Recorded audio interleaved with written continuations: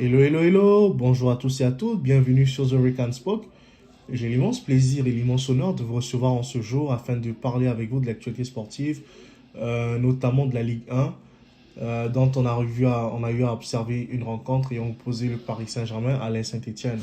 Ce fut un très beau match qui a été marqué par une victoire du Paris Saint-Germain, score de 3 buts à 1 face à l'Aix Saint-Étienne, avec un doublé de Kylian Mbappé qui a été encore fabuleux, et sans oublier la prestation de Lionel Messi. Tout d'abord, permettez-moi de remercier tous ceux qui se sont abonnés à la chaîne ces derniers jours, ces dernières heures. Je vous dis merci, merci, merci. Continuez à vos tours de partager cette chaîne, de partager les vidéos autour de vous, de les liker comme vous le savez déjà le faire, et afin qu'un grand maximum de personnes soient au courant de notre chaîne et soient au courant de notre petite communauté que nous formons et soient au courant de l'actualité que nous décryptons tous les jours. Sur ce, pour être plus précis et pour entrer vif du sujet, j'aimerais d'abord saluer encore la performance de Kylian Mbappé parce que Kylian Mbappé, hier, il a fait un très très beau match, un match époustouflant. Ça n'a pas été facile pour le Paris Saint-Germain durant cette rencontre parce que le Paris Saint-Germain, en première mi-temps, s'est fait écraser par la Saint-Étienne, il faut le reconnaître. Parce que la Saint-Étienne avait vraiment le match en main en première mi-temps, ils ont dominé. En première mi-temps, j'ai vu le Paris Saint-Germain des mauvais jours, le Paris Saint-Germain qui ne s'est jamais gagné, le Paris Saint-Germain qui est toujours en doute, le Paris Saint-Germain qui a un Mauricio Pochettino qui est inactif sur son banc de touche, le Paris Saint-Germain qui a un coach soit-disant un coach qui était venu pour redresser l'équipe, mais au fur et à mesure du temps, on s'aperçoit que ce coach, ce n'est pas celui qu'il fallait au Paris Saint-Germain. Je suis désolé de le dire comme ça. Et désolé pour les supporters parisiens qui sont là, mais c'est toute une analyse. Si vous n'êtes pas d'accord, veuillez juste m'apporter des contradictions des commentaires et je me ferai un plaisir de débattre avec vous dans les commentaires. Donc, ceci étant, le Paris Saint-Germain, hier, a été vraiment moribond en première mi-temps. Ils n'ont pas produit de jeu correct et tout. Ils ont eu des pertes de balles stupides et tout. Et ce qui a emmené le but de Denis Bouanga hier, c'est un très beau but aussi, il faut le souligner. Mais on a vu que quand on domine un match et qu'on ne tue pas le match avant l'heure face au PSG, souvent on le paye cash en fait. Et c'est ce qui s'est produit en deuxième période. En deuxième période, on a vu un Paris Saint-Germain qui était en forme, un Paris Saint-Germain qui d'abord, à la fin de la première mi-temps, est revenu grâce à un Kylian Mbappé, d'abord pour souligner sur, je crois, une passe de Messi. Et par la suite, on a vu en deuxième mi-temps un Paris Saint-Germain, dès l'entame de la deuxième mi-temps, qui a mis la pression, qui est monté haut et qui a su inscrire ce deuxième but très rapidement encore par l'inévitable Kylian. Donc ça a permis au PSG de pouvoir dérouler le match, de pouvoir gérer ce match. Mais ça n'a pas aussi été encore facile parce que durant cette rencontre encore, les Stéphanois essaient de produire du jeu, mais ils n'ont pas pu parce que là, il y avait un ascendant psychologique sur cette équipe de Saint-Etienne et tout, et Saint-Etienne ne pouvait pas réagir. Et peu importe ce qu'ils devaient faire, c'était nul parce que le Paris Saint-Germain était monté en dimension. Ils avaient eu genre la maîtrise du match, ils se sont repris en main. Et le Paris Saint-Germain est beau à voir quand ils jouent de la sorte en fait.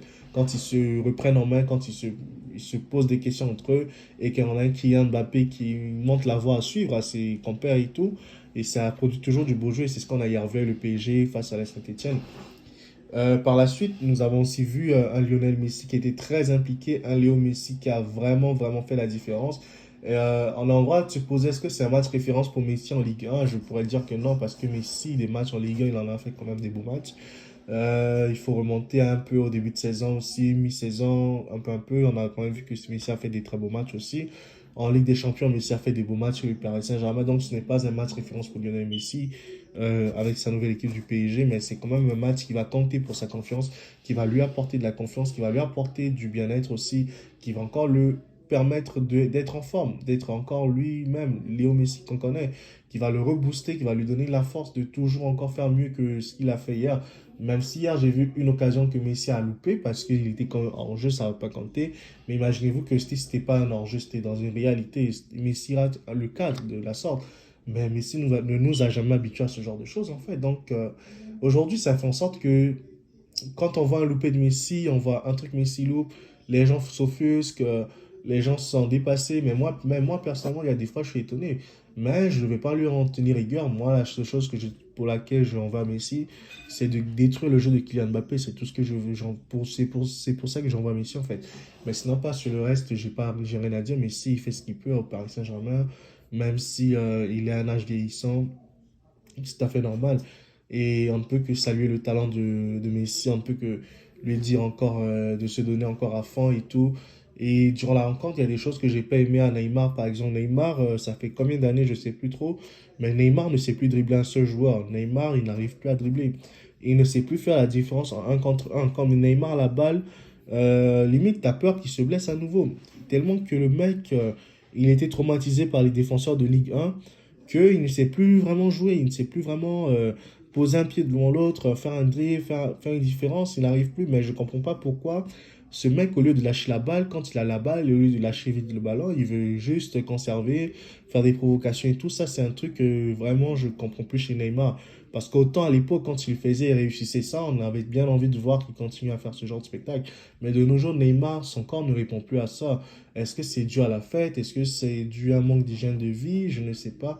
Je pense que les histoires qu'on parle manque d'hygiène de vie, je pense que ça, ce sont des rumeurs, mais la réalité est que Neymar, sûrement, a eu un traumatisme des défenseurs de la Ligue 1.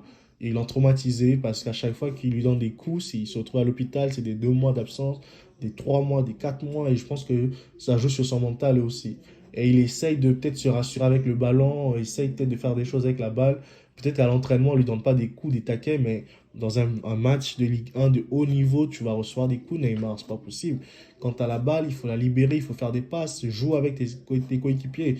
Tu peux pas garder la balle pour toi seul. Tu n'es plus le Neymar de 2017, de 2018, c'est fini là. Le Neymar de 2013 même, c'est fini cette chose de Neymar. Donc aujourd'hui, tu es à un âge où il faut libérer le ballon, il faut faire la passe, il faut donner l'action de jeu aux autres afin qu'ils puissent au moins faire construire des actions, construire des occasions de but. C'est le plus important parce que c'est le collectif qui doit primer en fait. Donc ceci étant, Neymar, il a fait des choses pas intéressantes à mon avis. Le meilleur joueur encore du Paris Saint-Germain, une fois de plus, c'était encore Kylian Mbappé, comme on le sait déjà depuis très longtemps.